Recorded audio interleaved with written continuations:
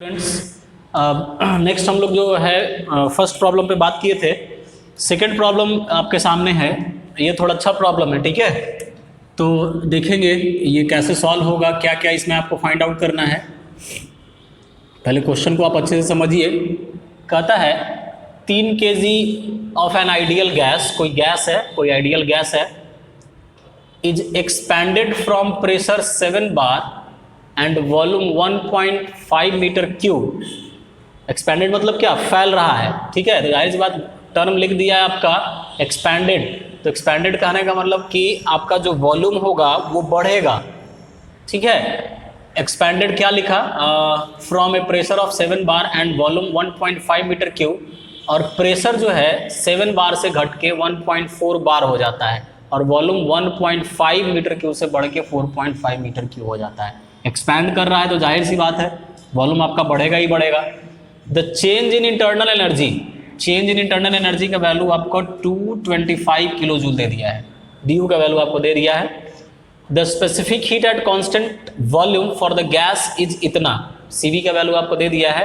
तो आपको निकालना क्या है, कैलकुलेट गैस कांस्टेंट, आर का वैल्यू निकालना है, चेंज इन इंथैल्पी निकालना है। ये भी आपको पता है कि चेंज इन इंथैल्पी निकालने के लिए मतलब कि specific heat at constant pressure that will be give the value of क्या, चेंज इन इंथैल्पी, याद रखेंगे। और specific heat at constant volume ये क्या देगा, चेंज इन इंटरनल एनर्जी।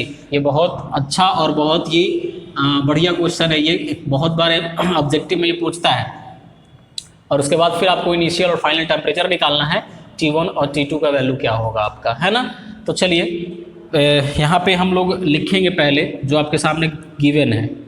और एक चीज़ आप क्वेश्चन में ध्यान दीजिएगा, जब एक्सपेंशन होगा गैस का तो उस समय आपका जो internal energy, change in internal energy होगा वो घटेगा, डिक्रीज करेगा। तो नेगेटिव साइन हम लोग लेके कंसीडर करके चलेंगे। तो अब यहाँ पे देखो मास परफेक्ट गैस का कितना है, 3 kg लिख देंगे। उसके बाद आपका प्रेशर कितना से कितना हो रहा है, P1 का वैल्यू 7 बार, P1 का वैल्यू जो है वो 7 बार है। V1 का वैल्यू कितना है, V1 का वैल्यू आपका 1.5 मीटर क्यूब है। फिर आपका प्रेशर घट के P2 1.4 बार हो जाता है और V2 कितना हो जाता है, 4.5 मीटर क्यूब हो जाता है। एक्सपेंशन हो रहा है। Change in internal energy, DU का वैल्यू आपको दिया हुआ है 525 किलो जूल। ये होगा निगेटिव, कारण कि एक्सपेंशन हो रहा है। ड्यूरिंग एक्सपेंशन प्रोसेस नेगेटिव होगा, इंटरनल एनर्जी घटेगा। और the specific heat at constant volume, CV का वैल्यू आपको दिया हुआ है, CV का वैल्यू आपको दिया हुआ है 1.047 किलो जूल पर केजी केल्विन, है ना। कैलकुलेट आपको फाइंड आउट करना है।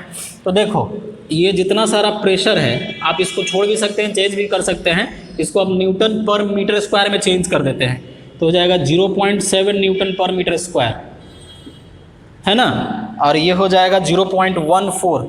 आपको पता है चेंज करना है, आता होगा आप लोगों को कितना बार, बार से न्यूटन पर mm में चेंज करना है। चलो बहुत बार ये बताया गया है। चलिए तो ये 0.7 हो जाएगा, ये 0.14 हो जाएगा। तो यहाँ पे आपको निकालना क्या क्या है, फर्स्ट में आपको निकालना है, फर्स्ट में आपको फाइंड आउट करना है R का वैल्यू, गैस कांस्टेंट लिख देते हैं, मतलब R। दूसरा आपको क्या फाइंड आउट करना है, दूसरा आपको फाइंड आउट करना है चेंज इन इंथैल्पी, DH बराबर वाट। और तीसरा आपको निकालना है T1 एंड T2 का वैल्यू, T1 एंड T2 बराबर वाट, है ना। तो चलिए सॉल्यूशन देखिए। पहले हम लोग R निकालेंगे। तो देखते हैं, आइडियल गैस इक्वेशन पहले लगाएंगे। तो P1 V1 बराबर MRT1, है ना। P1 पता है, V1 भी पता है। तो पहले हम यहाँ से RT1 बराबर लिख सकते हैं। RT1 बराबर हम लोग क्या लिख सकते हैं, RT1 बराबर हम लोग लिख सकते हैं P1 V1 बाई M। तो तो ये RT1 is equal to P1 का वैल्यू आपका कितना है, P1 का वैल्यू 0.7 है, 0.7 हो जाएगा। V1 का वैल्यू आपका कितना है, V1 का वैल्यू 1.5 है, लिख देंगे, और M का वैल्यू 3 है। तो ये RT1 यहाँ से आप कैलकुलेट करके इसका वैल्यू निकालेंगे तो ये हो जाएगा 0.35 गुना 10 के पावर 6 करके देखेंगे आप लोग। 0.35 गुना 10 के पावर 6, ये 10 टू द पावर 6 से हम मल्टीप्लाई हो जाएगा।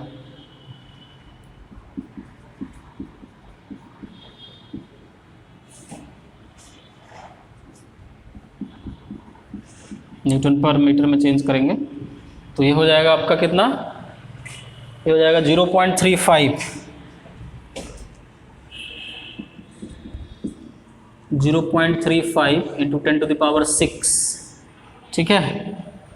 फिर आप यहाँ से आगे बढ़िए, RT2 निकालिए उसी तरीके से, P2 V2 बराबर MRT2, तो P2 V2 by M। P2 का वैल्यू है आपका 0.14 into 10 to the power 6 into 4.5 by 3 RT2 बराबर यहाँ से निकल के आएगा, RT2 का वैल्यू आपका आ जाएगा 0.21, कैलकुलेट करके देखेंगे कैलकुलेटर से, 0.21 इंटू 10 टू द पावर 6 है ना। इसको हम लोग ले लेंगे 1 और इसको हम लोग ले लेंगे 2 है ना, और 1 में से 2 को कर देंगे माइनस, 2 में से 1 को, तो from equation 2 and 1, from equation 2 and equation 1 क्यों माइनस कर रहे हैं ये पता चल जाएगा आपको आगे में। RT2 minus RT1 is equal to हो जाएगा 0.21 into 10 to the power 6 minus 0.35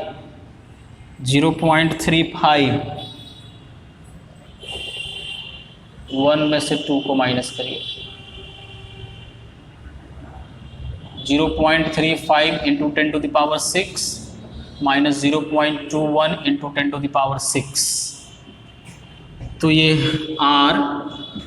T1 minus T2 जो होके आएगा, T1 माइनस T2 का वैल्यू निकल के आएगा आपका 0.14 into 10 to the power 6, 0.14 into 10 to the power 6, तो ये इतना वैल्यू आपका निकल के आया दिस।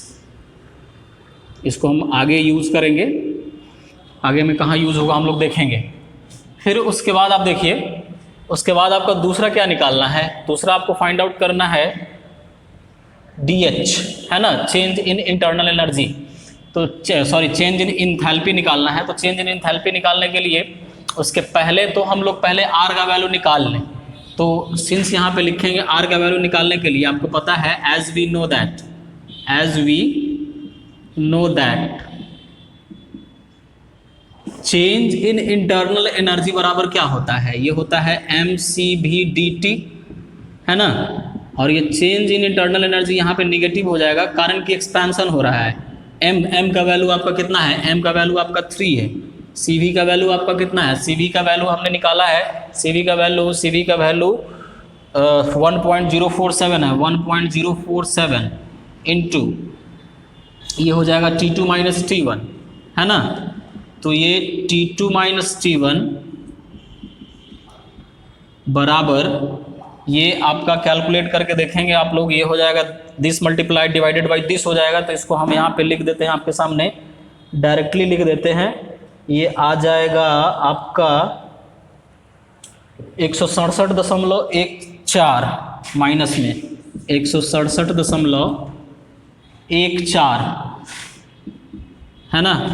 तो ये T1 माइनस T2 हम लोग लिखेंगे, नेगेटिव कॉमन ले लेंगे तो ये हो जाएगा 167.14 केल्विन है ना। अब ये वैल्यू हम उठा के ऊपर वाले इक्वेशन में रखेंगे, इसको हम इक्वेशन नंबर 3 ले लेंगे और यहाँ लिखेंगे पुटिंग द वैल्यू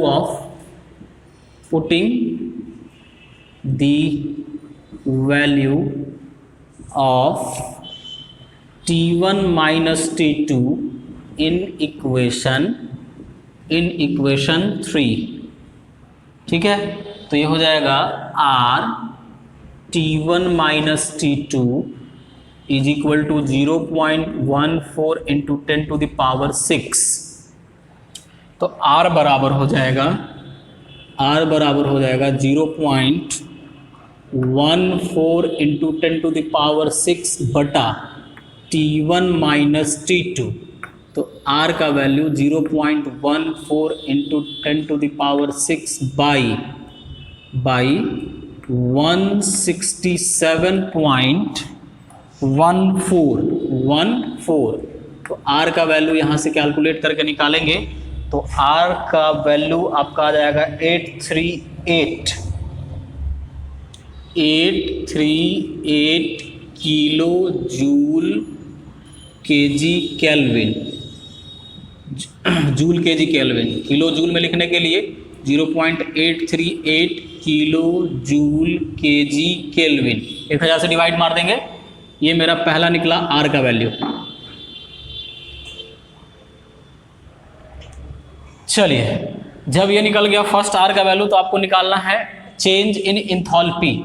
तो चेंज इन इंथैल्पी निकालने के लिए आपके सामने फॉर्मूला होगा DH is equal to MCP dt specific heat at constant pressure that will be give change in enthalpy. तो ये MCP dt T2 minus T1, तो T2 माइनस T1 हो गया। CP का वैल्यू हमको नहीं पता है, CV का वैल्यू हम लोग को पता है। तो ऑलरेडी आपको पता है एज वी नो दैट क्या CP minus CV is equal to R है ना। तो CP का वैल्यू R प्लस CV, तो CP और R प्लस CV, तो R का वैल्यू 0.838 प्लस CV का वैल्यू भी किलो जूल में ही है 1.047 है ना। तो ये CP का वैल्यू यहाँ से निकल के आ जाएगा आपका, ये हो जाएगा 1.885 किलो जूल पर केजी केल्विन। जब ये CP निकल गया तो आप लोग यहाँ पे पुट कर देंगे इस इक्वेशन में। इसको इक्वेशन ले लीजिए कुछ, ये DH निकालना है 4 ले लीजिए।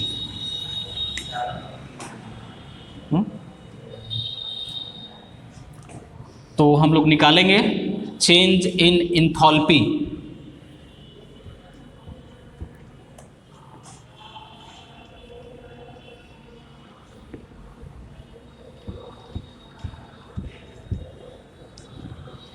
देखा जाए तो चेंज इन इंथैल्पी निकालने के लिए आपके पास इक्वेशन नंबर 4 है।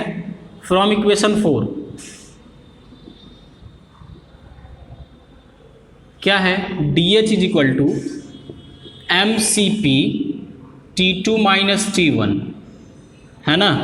तो ये T2 माइनस T1, तो आप M का वैल्यू आपका 3 है, CP का वैल्यू निकाले 1.885 और ये T2 माइनस T1 का वैल्यू निकाला था मैंने। T2 माइनस T1 का वैल्यू निगेटिव आया था। निगेटिव मतलब एक्सपेंशन, डिक्रीज करेगा आपका इंटरनल एनर्जी और एंथैल्पी दोनों डिक्रीज करेगा।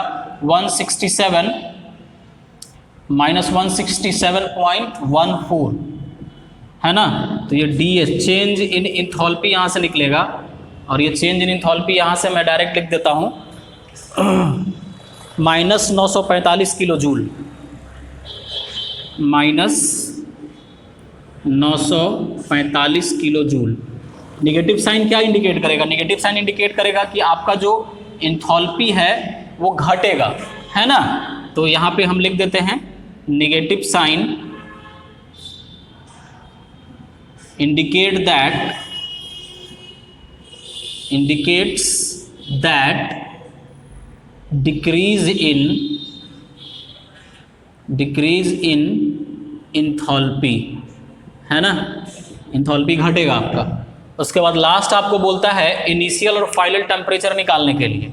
तो इनिशियल और फाइनल टेम्परेचर निकालने के लिए कुछ रिलेशन का हम लोग इस्तेमाल करेंगे। तो यहाँ पे देख लो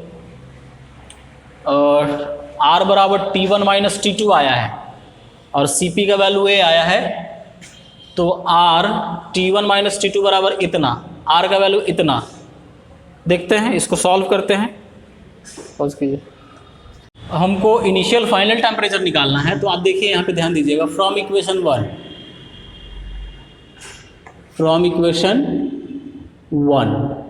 देखो, तो इक्वेशन 1 से हम लोगों ने क्या लिखा था, RT1 is equal to P1V1 by M। तो ये T1 इज इक्वल टू क्या हो जाएगा, P1V1 बाई M R। ठीक है, तो ये T1 P1 का वैल्यू है आपका 0.7 हो जाएगा। V1 का वैल्यू 1.5 हो जाएगा, 1 into 10 to the power 6। V1 का वैल्यू 1.5 हो जाएगा, M का वैल्यू 3 हो जाएगा, और T का वैल्यू T R का वैल्यू है आपका, R का वैल्यू यहाँ पे निकाला हुआ है 0.838। यहाँ से आप कैलकुलेटर से कैलकुलेट करके निकाल लेंगे केल्विन, पहला। दूसरा निकालने के लिए क्या करना है, दूसरा निकालने के लिए आपके सामने रिलेशन है, T1 माइनस T2 बराबर मैंने लिखा है कुछ, ठीक है। तो नाउ T1 माइनस T2 बराबर हमने लिखा था 167 पॉइंट कुछ, वैल्यू मेरा निकल गया था 14, है ना। तो यहाँ से आप T2 भी निकाल लेंगे, तो T2, तो ये हो जाएगा T2 बराबर T1 माइनस 167.14, है ना। तो यहाँ से T2 भी आप कैलकुलेट कर लीजिएगा, कैलकुलेट करके देखिएगा, सारा निकल जाएगा आपका, ठीक है। तो ये इस तरह से हम लोग न्यूमेरिकल्स को सॉल्व करेंगे। Thank you.